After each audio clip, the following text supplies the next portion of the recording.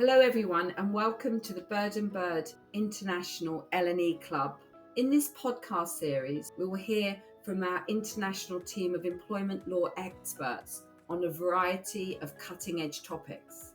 Each episode will provide 5 key takeaways on a key L&E theme with a US focus in 10 minutes. I'm Patty Walsh, a US-based partner within the L&E group here at Bird & Bird, and I co-head our San Francisco office. Hello everybody and welcome to our International L&E Club podcast. 5 key takeaways in 10 minutes. Today I'm really delighted to introduce you to Alison Dixon, one of my very close friends and colleagues who's based in our London office, but at the moment her very favourite topic is the EU Whistleblowing Directive.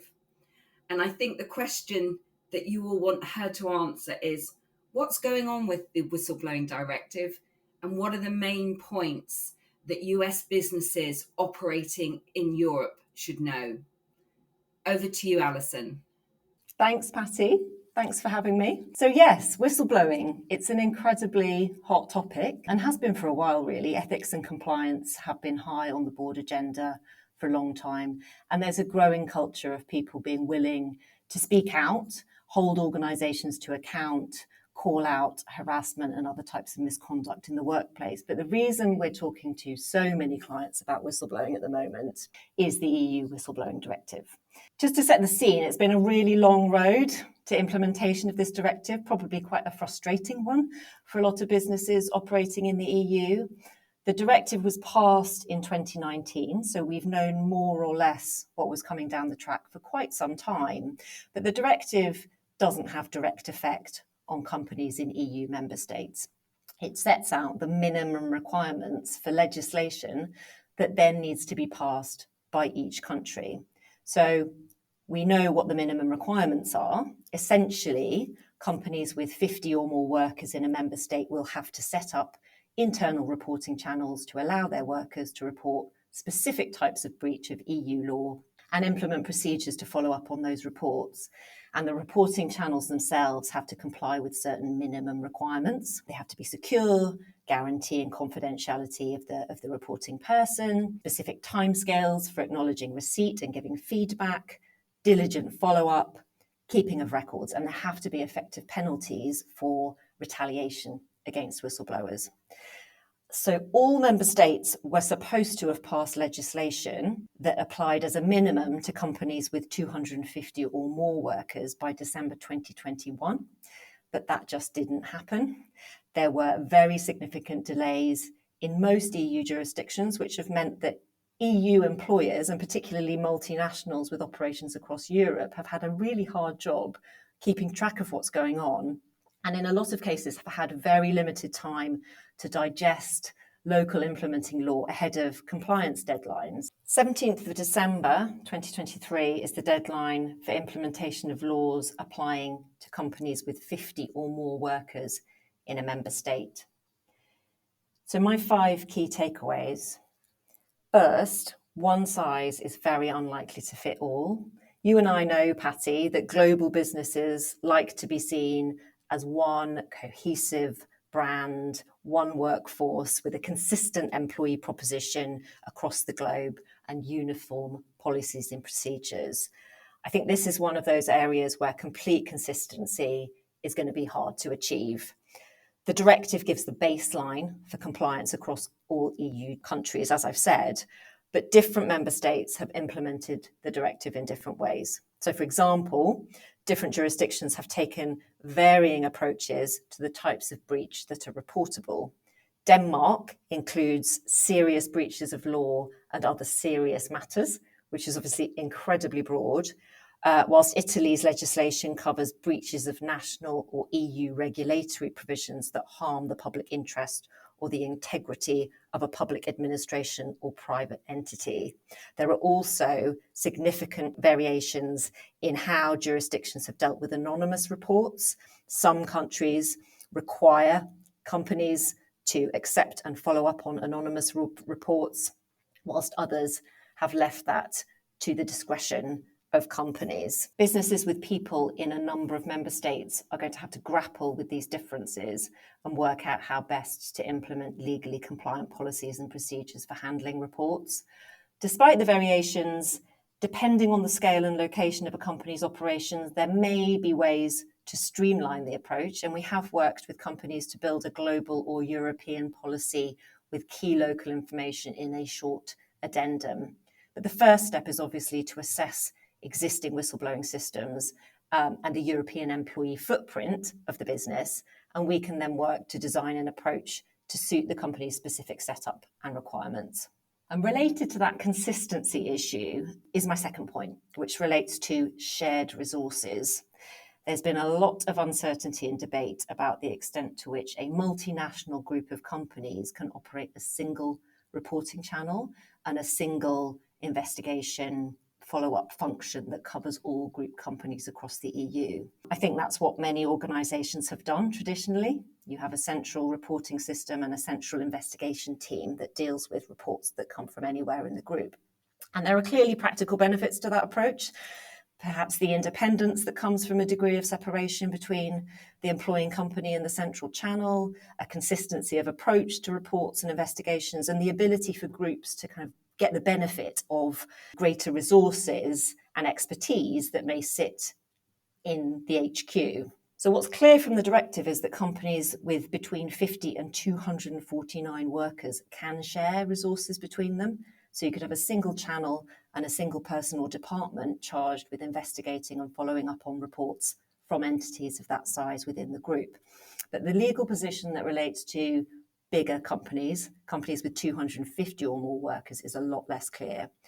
The European Commission has expressed a strong view that each legal entity with 250 or more workers in a member state must have its own local reporting channel and resources for follow-up within that entity. But again, different member states have taken different approaches to this in their implementing legislation. Some have expressly permitted group-wide channels, so contrary to the European Commission's position, and others have just followed the line of the directive, which is less clear, which gives big multinationals in particular some potential headaches when they're trying to work out what needs to be done in terms of provision at a local level. What is clear is that central reporting and investigation functions can still operate and employees can be encouraged to use them, but local channels are likely to be needed as well in many cases. The third point that I wanted to make was that changes to an existing staff whistleblowing process or introducing an entirely new process may well trigger information, consultation or co-determination rights vis-a-vis works councils or other employee representative bodies in some member states. Employers are going to have to evaluate how difficult that process is likely to be, how long it's going to take, whether there are existing whistleblowing procedures in place that, strictly speaking, need to be updated to fully comply with the new law. I think employers are going to have to assess the burden and difficulty associated with implementing those changes and getting them past employee representative bodies against the risk of maintaining the status quo, even if that's not 100% compliant with the new directive. So there's a kind of evaluation exercise that's going to have to go on. Fourth point is that data protection is a huge part of the compliance picture here. Whistleblowing channels and investigations will obviously involve the processing of a lot of personal data, including special category data in some situations, and GDPR will obviously apply. And there are also additional requirements in some of the jurisdictions implementing legislation. So privacy teams will have to be closely involved in developing legally compliant systems and policies, updating privacy notices, and potentially carrying out data protection impact assessments. So final point, given the directive strengthening of protection for employees and others who raise concerns and the requirement for employers to make sure that workers are aware of whistleblowing channels and how to make a report, it seems inevitable that there will be increased numbers of whistleblowing reports. And that's obviously, at least in part, the intention behind the directive and the implementing legislation. Organisations will have to have the infrastructure and the skills to be able to handle these reports in compliance with the directive and local laws, and to, at the same time, try and protect the business and the reputation of the business. And that's, particularly acute given the potentially serious nature of topics that may be raised and reports that may be made. So toolkits and training for handling investigations are likely to be very useful in that context. And that's particularly important, I think, where local channels are going to have to be set up and local level personnel designated to receive and handle reports, where these individuals or teams may have less experience in carrying out investigations and may need additional training. So, in summary, it's quite a complex compliance project, this, but a very important one. And deadlines have passed, but it's never too late to start taking some steps to comply. This is a real team effort involving HR, privacy, legal and compliance teams working together really closely. Thank you so much indeed, Alison. And as always in life, we always tend to leave these things to the last minute, and we really are all running around trying to get things sorted out when we've known about it since 2019. Not a surprise. But I think you have some resources that may help with people keeping an eye on what's going on across the EU. Yeah, thanks, Patty. So we have a tracker on our website, which shows how some of the key topics in the directive are dealt with both in the directive and in local implementing legislation. So things like which topics are covered by the local legislation, which reporting topics, who can make a report, what are the timescales for dealing with them, is anonymous reporting covered by the legislation, what are the remedies for retaliation. So hopefully that is a good starting point for businesses that are still grappling with this. Fantastic. And just one quick question. Obviously, this is a EU directive. I just wondered, where does the UK sit with all of this? No change. We've had whistleblowing legislation for a long time, and there is no move at the moment to change the law to meet the requirements of the directive. I think there has been a kind of review mooted, but no concrete steps at the moment. So status quo here. Okay, perfect. Thank you so much for that. We really appreciate it. Thanks, Patty. Thank you for listening to today's podcast. We hope you join us again and look out for more content coming soon.